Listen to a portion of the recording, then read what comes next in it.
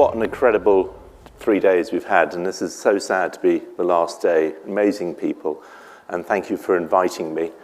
So, my mother was a naturalist. My father is a doctor, and then a vicar.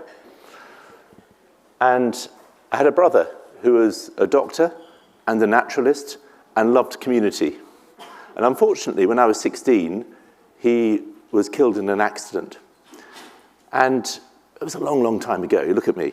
Okay, it's a long time ago. But there was something about it which I didn't choose, but it was a legacy that I probably wanted to carry on with him.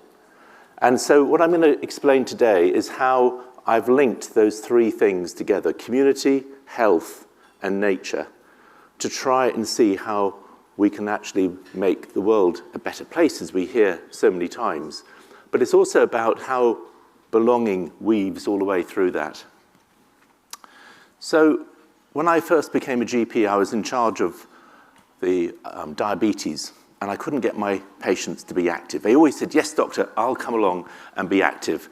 6 months later, nothing. And I was on a walk, and I walked past their houses, and I knew where they lived, because that's as a doctor. And I thought, it's a lovely day, it's flat ground, where are they?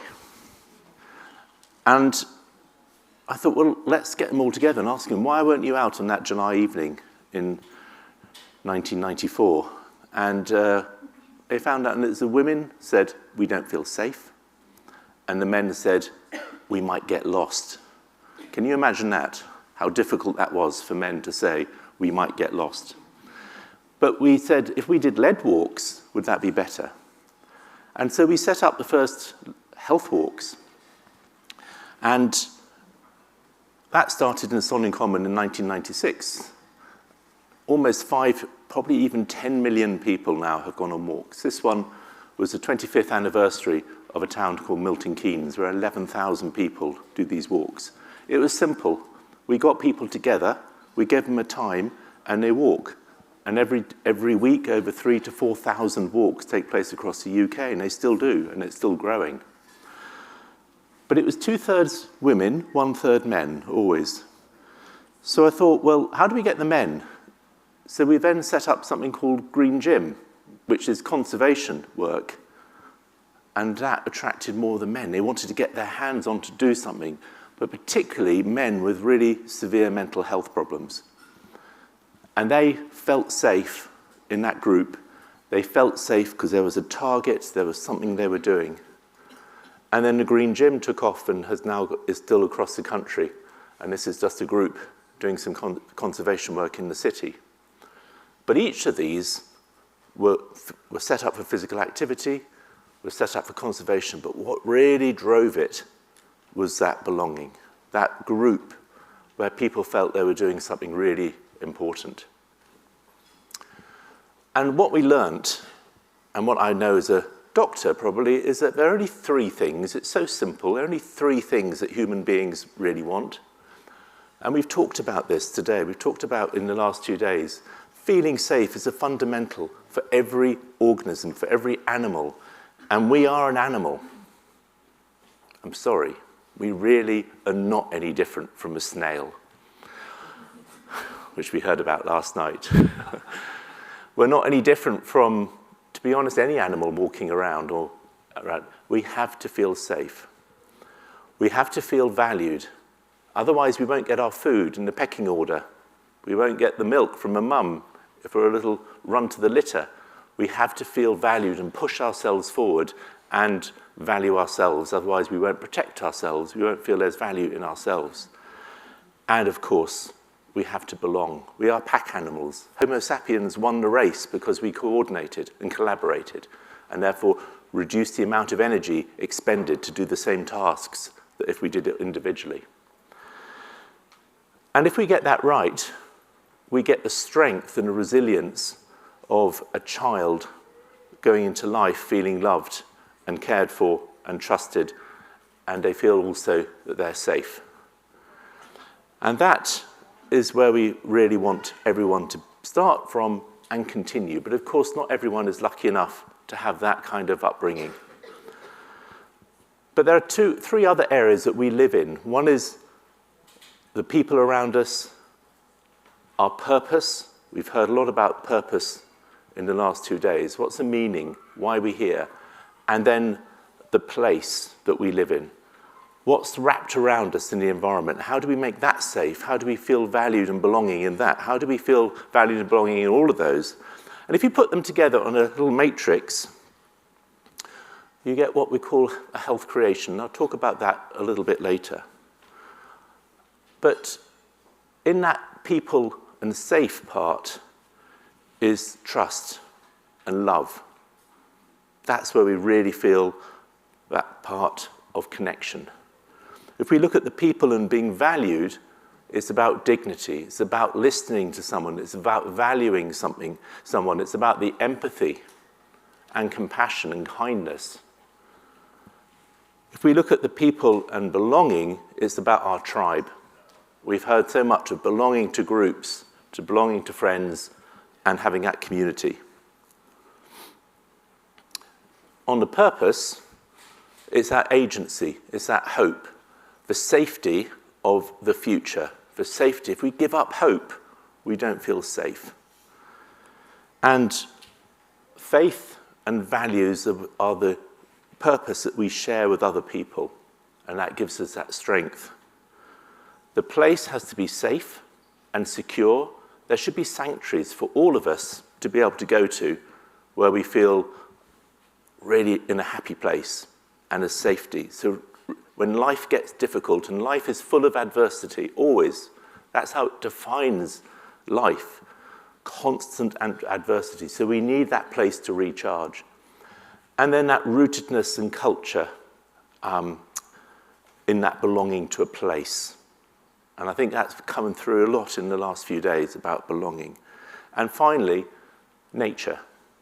When you walk for 60 minutes in nature, the amygdala in your brain, which is the fear part, drops and shrinks a little bit. It's been measured in fMRI scans, and your hippocampus gets bigger just in 60 minutes, which means you're less hypervigilant, you're less anxious. The parts of the brain in the prefrontal cortex that do all that negative rumination, that gets smaller. So being in nature makes a huge difference to us all. So I had the men, we had the women, but they were all in the older bracket, which I include myself. So what about the children and young families? So set up something called Beat the Street. It's a game. It is simply a game. We go to a town or a city and we give out smart cards like that to every single child through every single school. And we give them a little pack to take home to their parents. And then we go to every community group, having worked with them for 3 to 4 months, all the workplaces, every library, and we get all of these cards out. And then we put little beat boxes up, little RFID readers. And we've been to 200, can't remember, 200, 300 places, 200 places now. And 6,000 schools, 2 million people have taken part. And you think, well, what's that got to do with anything?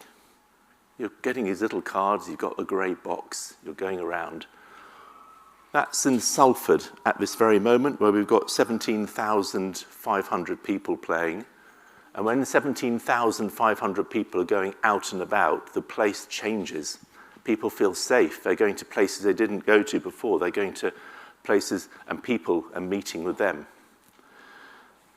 And it's phone-free for children, which is so important now.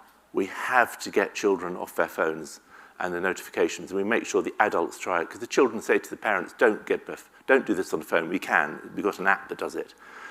Because when we go onto the phone, they lose the attention of the parent. So this is with paper maps, with boxes, and with those.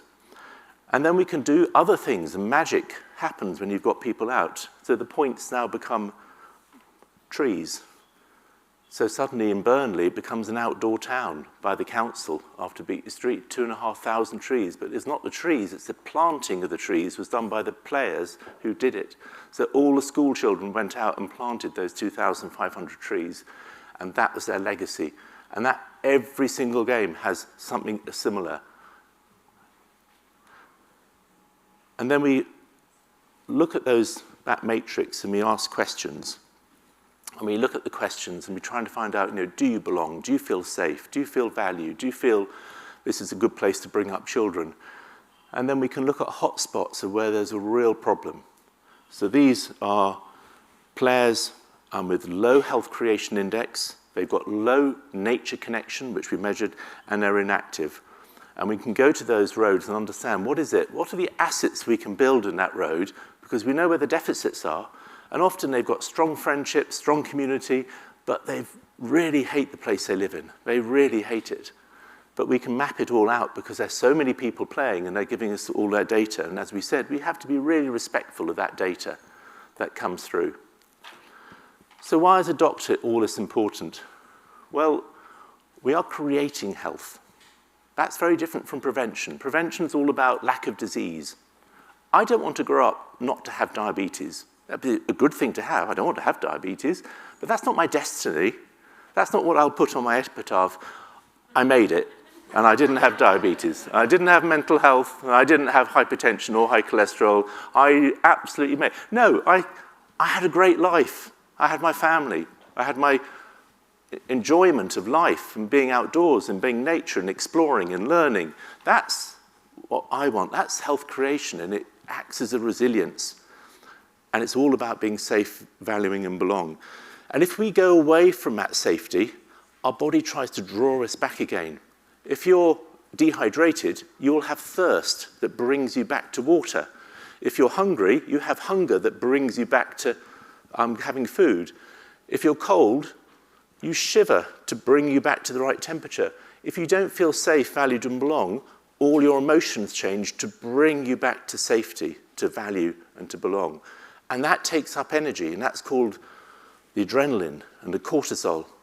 And our emotions, we become anxious to keep us away from danger, are fearful to keep us away, angry to fight, sad, sickness behavior to pull us away. They're all designed to protect us. They're not bad. We don't like them, but they're not bad. And then our behaviors change. Our bodies were always starved when there was danger. So this time, we draw away to get to food. So we start to eat more when we're stressed.